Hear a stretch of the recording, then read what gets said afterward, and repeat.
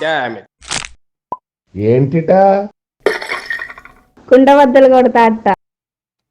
నమస్కారం. కుండబద్దల ప్రేక్షకులకి స్వాగతం. జగన్మోహన్ రెడ్డి అధికారంలో ఉండగా అడ్డగోలుగా వ్యవహరించిన పివి సునీల్ కుమార్ ఇప్పుడు అడ్డంగా దొరికిపోయాడు. ఆయన ఏ ఎస్సీ కేటగిరీలో అయితే ఉద్యోగం సంపాదించాడో గతంలో ఆయన ఆ ఎస్సీ కాదు బీసీసీ అనే ఒక సర్టిఫికెట్ ఇప్పుడు బయటపడిపోయింది. ఎస్సీ ఎస్టీ రైట్స్ ఫోరం వాళ్ళు ఈరోజున ట్విట్టర్లో పెట్టిన ఒక పోస్టు ఆధారంగా చూస్తూ ఆయన మరి 5th క్లాస్లో టీసీ తీసుకుంటున్న సమయంలో రాసిన ఒక అంశాన్ని ఇప్పుడు తెరపైకి తీసుకొచ్చారు. అది మీకు పక్కన వీడియోలో కూడా కనిపిస్తూ ఉంటుంది, చూడండి. పివి సునీల్ కుమార్ ఆయన బీసీసీ గాను బ్రాకెట్లోను క్రిస్టియన్ అనే ఉదహరిస్తూ రాసిన ఆ టీసీ ఈ రోజున బయటకు వచ్చింది. మరి డిఓపిటి వాళ్ళు దీని మీద సమగ్రమైన విచారణ జరిపించాలి. ఆయన తప్పుడు సమాచారం ఇచ్చి తప్పుడు సర్టిఫికెట్లతోటి ఉద్యోగం సంపాదించాడు. ఆ ఉద్యోగం సంపాదించిన తరువాత ఆయన వ్యవహరించిన వ్యవహార శైలి, దీని మీద గతంలోనే తనని కస్టోడియల్ టార్చర్ చేసిన అంశంలో రఘురామకృష్ణరాజు కూడా ఈ పివి సునీల్ కుమార్ మీద విపరీతంగా కక్షగట్టి ఆయన అసలు బండారాన్ని బయట పెడుతూ కొన్ని ఫోటోలని కొన్ని రకాల ఆధారాలను కూడా బయట పెట్టాడు. అందులో ఒకటి ఆయన తల్లిగారి సమాధి. పివి సునీల్ కుమార్ తల్లిగారి సమాధి క్రైస్తవ ఈ బరియల్ గ్రౌండ్లోనూ ఇంకా దాంతోపాటుగా దానిపైన సిలువ గుర్తుతోనూ ఉన్నట్టుగా కొన్ని ఫోటోలను కూడా గతంలో రిలీజ్ చేశాడు రఘురామకృష్ణరాజు. దాంతోపాటుగా ఆయన ఏదో ఒక గ్రీన్ వ్యాలీ అనే ఒక పత్రికలో ఆయన రాసిన కొన్ని ఆర్టికల్స్ క్రైస్తవ్యాన్ని పెంపొందించటానికో లేకపోతే మత వ్యాప్తి చేయటానికో రాసిన ఆర్టికల్స్ లాగా ఉన్నాయి. మరి దాని మీద పివి సునీల్ కుమారు ఎవరని అనుకోవాలి? ఆయన దళిత క్రిస్టియన్ అనుకోవాలా, లేకపోతే క్రిస్టియన్ మతంలోకి మారిన దళితుడు అనుకోవాలా? ఏ రకంగా చూడాల్సిన అవసరం ఉంది?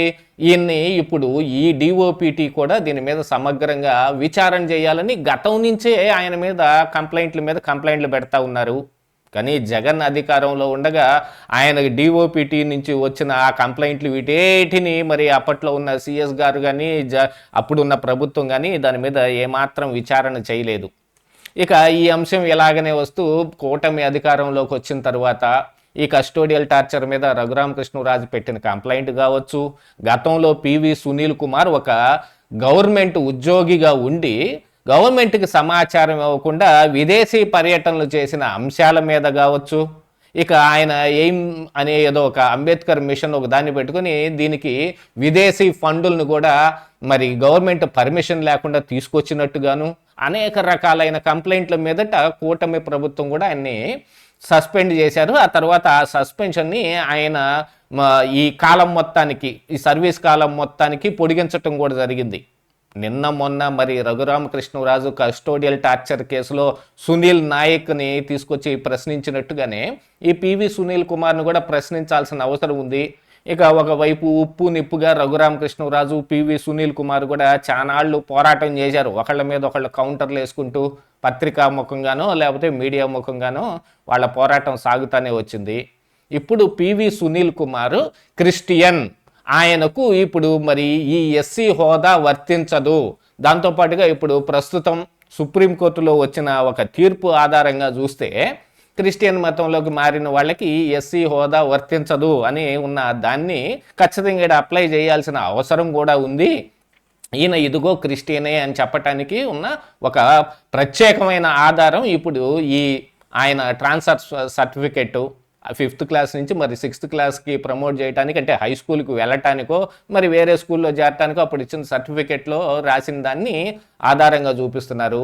మరి ఇలాంటిది అంటే 5th క్లాసు లోపు ఆయన క్రిస్టియన్ అయ్యుంటే ఆ తర్వాత ఆయన మతం మార్చుకొని మళ్ళీ అంటే లేకపోతే గర్వాపసి అయ్యాడా, మళ్ళీ వెనక్కి హిందూ మతంలోకి వచ్చేసాడా, లేదు రిజర్వేషన్ కోసం మరి అక్కడికి వెళ్ళిన తర్వాత మరి ఆయన హిందూ ఎస్సీగా ఏమన్నా నోట్ చేయించుకున్నాడా?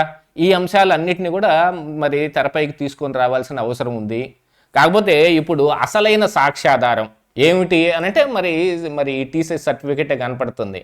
ఈయన అప్పట్లోనే క్రిస్టియన్ అయితేను దాంతోపాటుగా ఆయన తండ్రి ఎవరైతే ఉన్నారో ఆయన మరి ప్రతి ఆదివారం చర్చికి వెళ్ళి ప్రార్థనలు చేస్తున్నట్టుగా కూడా గతంలో రఘురామకృష్ణరాజు ఆ ఫుటేజ్ని సైతం నేను చూపించి ఆయన మీద కంప్లైంట్ చేయబోతున్నాను అని కూడా మీడియాకి సమాచారం ఇచ్చాడు. ఆ సమయంలోనే ఆయన తల్లి యొక్క సమాధి కూడా క్రిస్టియన్ బరియల్ గ్రౌండ్లోనే సిలువని స్థాపించి మరి అక్కడ ఆ సమాధి కట్టారనేది కూడా ఆయన అప్పట్లో బయటపెట్టిన ఫోటో. వీటన్నిటి ఆధారంగా ఇప్పుడు పివి సునీల్ కుమార్ పరిస్థితి అడకత్తర్లో పొగచకలాగా తయారైంది. పైన ఒక కత్తి, ఆయన చేసిన ఈ అరాచకాల తాలూకు కత్తి వేలాడుతుంటే కింద ఆయన అసలు ఈ ఉద్యోగం సంపాదించటమే అక్రమం, అన్యాయంతో సంపాదించాడు, మరొకళ్ళకి రావాల్సిన కోటాలో ఆయనే మరి దాన్ని తీసుకున్నాడు, ఆ ఉద్యోగం సంపాదన అలాగనే జరిగింది అనేది రెండో కత్తి వేలాడుతుంది. ఇంక ఇవి కాకుండా సిఐడిలో ఉండగా చేసిన నేరాలు ఘోరాలు, తులసిబాబు లాంటి వాళ్ళందరినీ అడ్డం పెట్టుకొని ఆయన అగ్రిగోల్డ్ బాధితులు అకౌంట్ల పేరుతోటి కొంత సొమ్ముని అందులోకి ట్రాన్స్ఫర్ చేపించి మళ్ళీ వీళ్ళు వెనక్కి తీసుకున్నారనేది మొత్తం విచారణ జరుగుతుంటే ఇప్పుడు పివి సునీల్ కుమార్ తగుదనమ్మా అని చెప్పి ఈ దళితులకి రాజ్యాధికారం అనే ఒక దాని మీద మాట్లాడుతూ ఇప్పుడు కాపు దళితులు అందరూ కలిసి కావాలంటే కాపు కులానికి మేము సీఎం పోస్ట్ ఇస్తాం, మరి డిప్యూటీ సీఎం దళితులకు ఇవ్వండి, మనం రాజ్యాధికారం సంపాదించి వీళ్ళందరినీ మట్టు పెట్టేద్దాం అనే రకంగా ఆయన మాట్లాడుతున్న వ్యాఖ్యలు కూడా బాగా దుమారం రేపాయి. మొన్నేదో మరి ఎమ్మెల్యేలు అందరూ కలిసి ఈ సాంస్కృతిక కార్యక్రమాలు చేస్తున్న దాంట్లో రఘురామకృష్ణరాజు ఏదో ఆయన క్రికెట్ ఆడుతూ కింద పడితే మరి చేతిలో ఎముకేదో ఫ్రాక్చర్ అయిందట, ఆ ఫ్రాక్చర్ మీద కూడా ఆయన కౌంటర్లు వేస్తూ ఆయన ఊరకలా పడిపోతేనే కాళ్ళు చేతులు ఇరిగిపోయినాయే, మేము గనక కస్టడీలో టార్చర్ చేసి కొట్టుంటే ఇంకెన్ని ఇరిగిపోయాయో అని ఆయన కూడా ఒక కౌంటర్ కూడా ఇచ్చాడు. వీటన్నిటికీ ఇప్పుడు ఈ సర్టిఫికేట్, ట్రాన్స్ఫర్ సర్టిఫికేట్ ఏదైతే ఉందో అది అసలుకే మోసం తెచ్చిపెట్టింది. ఎన్నాళ్ళని దాచిపెడతాం మనం? లోపల క్రైస్తవ్యాన్ని పాటిస్తూ పైకి ఉద్యోగం కోసమో లేకపోతే రాజ్యాధికారం కోసమో మరి ఇంకా ఏ అవసరాల కోసమో హిందూగా ఉన్నట్టుగాను దళితుడు అయినట్టుగాను మనం కలర్ ఇస్తూ ఉంటే అందులో మరి అసలైన మోసం ఏమిటనేది ఇక బయటపడాల్సిన అవసరం కూడా ఉంటుంది. వీటన్నిటినీ బయట పెడితే ఇప్పుడు పివి సునీల్ కుమారు మరి ఇన్నాళ్ళుగా ఈ ఉద్యోగం చేస్తూ తీసుకున్న జీతం కానీ లేకపోతే అసలు మరి గవర్నమెంట్ని మోసం చేసినందుకు ఇంకా స్పెషల్గా శిక్ష కానీ ఏమైనా పడే అవకాశాలు అయితే మెండుగా ఉన్నాయి.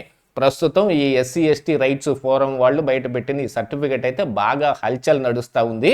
ఇంకా దాంతోపాటుగా కస్టోడియల్ టార్చర్ అంశంలో సునీల్ నాయక్ తర్వాత ఇంకా నెక్స్ట్ వికెట్ పివి సునీల్ కుమారే అనేది కూడా ఒకటి బయటపడతా ఉంటే ఆయన అన్ని రకాలుగాను పతనమయ్యే సమయం ఆసన్నమైనట్టుగా కనపడతలేదు.